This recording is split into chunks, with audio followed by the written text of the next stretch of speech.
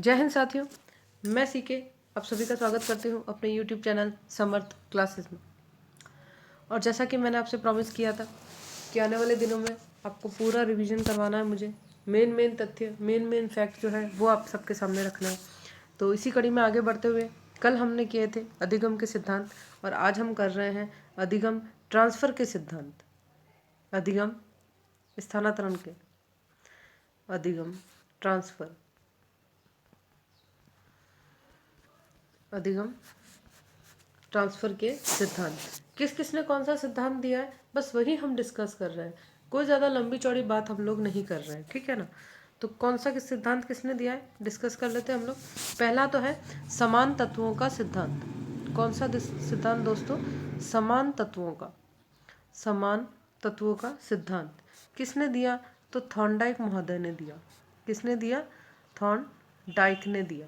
किसका? समान तत्वों का सिद्धांत। ये देखो ट्रांसफर के सिद्धांत है, अधिगम के सिद्धांत अलग है और अधिगम ट्रांसफर होना उसके सिद्धांत अलग है। तो आज हम जो कर रहे हैं अधिगम ट्रांसफर होने के सिद्धांतों को डिस्कस कर रहे हैं। समान तत्वों का सिद्धांत जो किसने दिया है? थॉर्नडाइक महोदय ने दिया है। फिर है सामान्यकरण का सिद्धांत।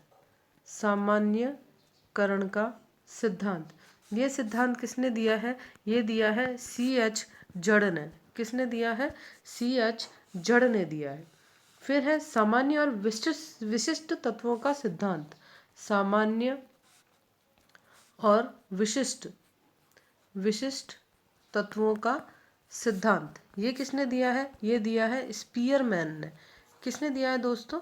स्पीयरमैन ने दिया है। कौन सा सिद्धांत? सामान्य और विशिष्ट तत्वों का सिद्धांत।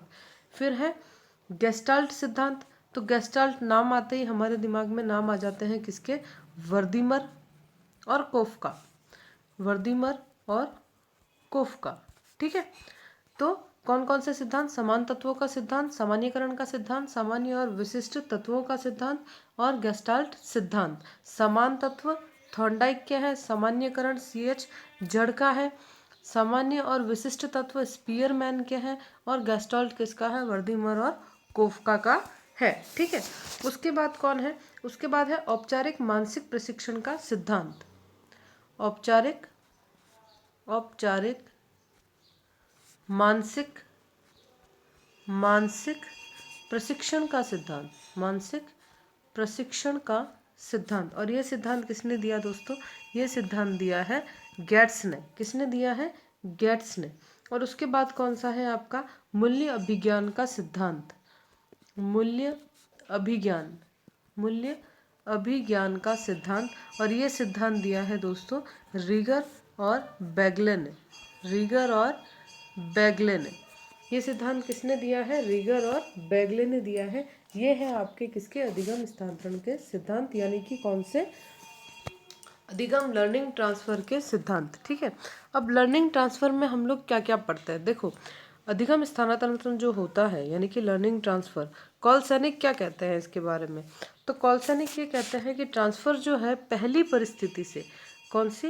पहली परिस्थिति, यानी कि पहले जो सीखा हुआ है हमने, कुल मिला के ट्रांसफ़र क्या है? ट्रांसफ़र ऑफ लर्निंग क्या है? पहले जो कुछ आपने सीखा हुआ है, आपके पास जो ज्ञान है, उसका प्रभाव अगर किसी नई अनुक्रिया पे पड़ रहा है तो वो क्या है? ट्रांसफ़र ऑफ लर्निंग है। तो कॉलसैनिक, किसने? कॉलसैनिक, इस बंदे ने इस बारे में क्या डेफिनेशन दी है? देखो, डेफिनेशन हमारे पास बहुत ज़्यादा है, वो कोई याद नहीं करवा सकता, वो तो आपकी कैपेसिटी पर है कि आप कितना ज़्यादा उनको याद कर सकते हैं, ठीक है। तो आप कॉलसैनिक की और क्रो एंड क्रो की डेफिनेशन याद कर लीजिएगा, दोनों की डेफिनेशन लगभग एक जैसी है। तो कॉलसैनिक क्या कहते हैं कि ट्रांसफ़र जो है पहली परिस्थिति से प्राप्त क्या? ज्ञान, कुशलता, पहली परिस्थिति से आपको जो प्राप्त ज्ञान हुआ है, कुशलता हुई है, आदतें हुई हैं और अभियोग्यता जो है, इन सभी का क्या कर रहे हैं? दूसरी परिस्थिति में प्रयोग कर रहे हैं, तो वो क्या कहलाएगा? आपका ट्रांसफ़र ऑफ लर्निंग कहलाएगा। अधिगम स्थानांतरण जो है पहली परिस्थिति से प्राप्त ज्ञान, कुशलता, आदतों और अभियोग्यता का दूसरी परिस्थिति में क्या करना है? प्रयोग करना है। क्रो एंड क्रो भी यही डेफिनेशन देता है कि सीखने के एक क्षेत्र में प्राप्त होने वाली ज्ञान, कुशलता, सोच, अनुभव और कार्य की आदतों को सीखने के दूसरे क्षेत्र में प्रयोग करना क्या कहलाता है? अधिगम स्थानांतरण कहलाता है। तो ये है इसकी क्या डेफिनेशन। अब छोटा सा पर फटाफट देख लेते हैं जिसमें हम पढ़ते किस किस तरह की चीज़ें हैं। देखो 3 तरह के ट्रांसफ़र जो है वो आपको पढ़ने में आते हैं, ठीक है ना।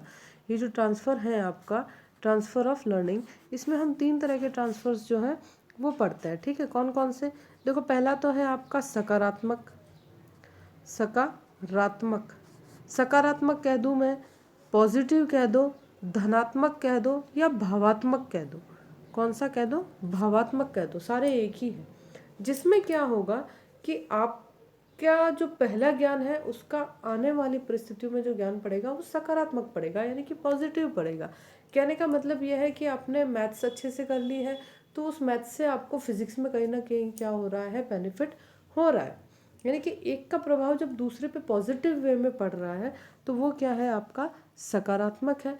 इसमें भी कुछ टाइप दे रखे हैं आपका, lateral transfer, vertical transfer, horizontal transfer, sequential transfer और बाईलेटरल। इसमें से बाईलेटरल जो है वो थोड़ा इंपॉर्टेंट है, इसलिए वो हम क्या करते हैं, डिस्कस कर लेते हैं। बाईलेटरल ट्रांसफ़र का मतलब ये है कि शरीर के किसी एक अंग से कार्य किया गया है, यानी कि राइट हैंड से कोई काम किया गया है और उसका प्रभाव अगर लेफ्ट हैंड पे पड़ रहा है तो ये प्रभाव जो है ये द्विपार्श्वीय प्रभाव कहलाएगा, बाईलेटरल एजुकेशन कहलाएगी, या धनात्मक प्रभाव जो है वो कहलाएगा। सबसे इम्पोर्टेंट जो है इसके जो 5 पार्ट जिनका मैं आपसे जिक्र कर रही हूँ सकारात्मक के, एक तो पार्श्वीय यानी कि लेटरल, एक अनुलम यानी कि वर्टिकल, एक अनुक्रमिक यानी कि सिक्वेंशियल, एक आपका समस्तर यानी कि हॉरिजेंटल और एक आपका द्विपार्श्वीय अंतरण। तो द्विपार्श्वीय जो है वो अच्छा है, जिसमें हम क्या कहते हैं कि शरीर के एक अंग का प्रभाव दूसरे अंग पर पड़ता है। 5 प्रकार हैं इसके, जैसे तैसे मिलाकर मेन 3 ही है जो आपको याद करना है। एक तो सकारात्मक, दूसरा हो जाएगा नकारात्मक और तीसरा हो जाएगा आपका शून्य। नाम से हम समझ सकते हैं कि अगर सकारात्मक में सही प्रभाव पड़ रहा है, पॉजिटिव प्रभाव पड़ रहा है, पॉजिटिव इफेक्ट पड़ रहा है, नकारात्मक में क्या होगा, आपके पहले सीखे हुए ज्ञान का दूसरी जो परिस्थिति है उसमें नकारात्मक प्रभाव पड़ेगा, यानी कि कुल मिला के नेगेटिविटी होगी और नुकसान होगा। और नुकसान कैसे होगा कि बाई चांस वॉलीबॉल खेलने वाले को आप कह दो कि फुटबॉल खेलना है तो उसका कहीं कोई लिंक ही नहीं है, यानी कि एक तरह से नेगेटिव इफेक्ट पड़ा है, क्योंकि उसके हाथ इतने अच्छे से चलते हैं वॉलीबॉल खेलते खेलते कि वो पैरों पे बहुत अच्छा जो है मारने का, बॉल को हिट करने का वो काम उससे नहीं हो पा रहा है। या फिर आप कह दो कि बस चलाने वाले को आप प्लेन उड़ाने का कह दो, तो ये भी एक तरह से क्या हो गया, नकारात्मक प्रभाव हो गया लर्निंग का, है ना। शून्य में क्या होगा, कोई फर्क नहीं पड़ेगा, ना तो पॉजिटिव ना नेगेटिव। एग्जाम्पल के लिए अगर एक बैट्समैन है, अगर वो बॉलिंग भी कर लेता है तो उससे उसकी बैटिंग प्रभावित नहीं होगी, उल्टा वो ऑलराउंडर बन जाएगा।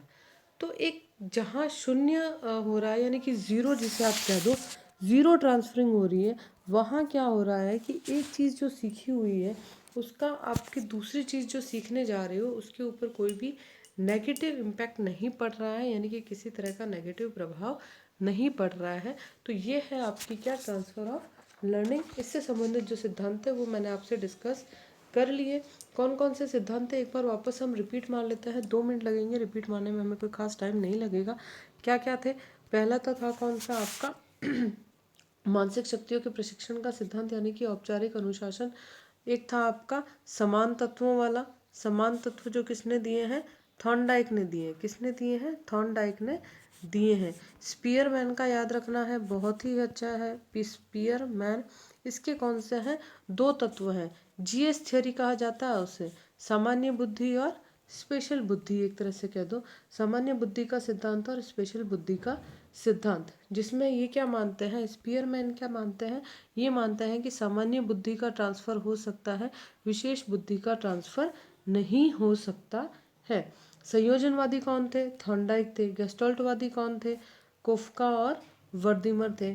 सामान्यकरण का सिद्धांत किसने दिया था, जड़ ने दिया था। तो आपको स्पेशली जो अच्छे से याद रखना है और इस पे क्वेश्चन बनते ही बनते हैं, एक तो आपके थॉर्नडाइक पे बनते हैं, दूसरा आपका स्पीयरमैन पे बनते हैं, और कुछ आपके सामने अप्लाइड क्वेश्चन आ जाते हैं जिसमें परिस्थिति दे रखी होती है और परिस्थिति को देखकर आपको बताना होता है कि ये जो ट्रांसफ़र ऑफ लर्निंग हो रही है ये कैसी है, नेगेटिव है, पॉजिटिव है या फिर ज़ीरो है, तो ज़ीरो में मैंने आपको बता दिया ना नेगेटिव प्रभाव पड़ेगा ना पॉजिटिव प्रभाव पड़ेगा।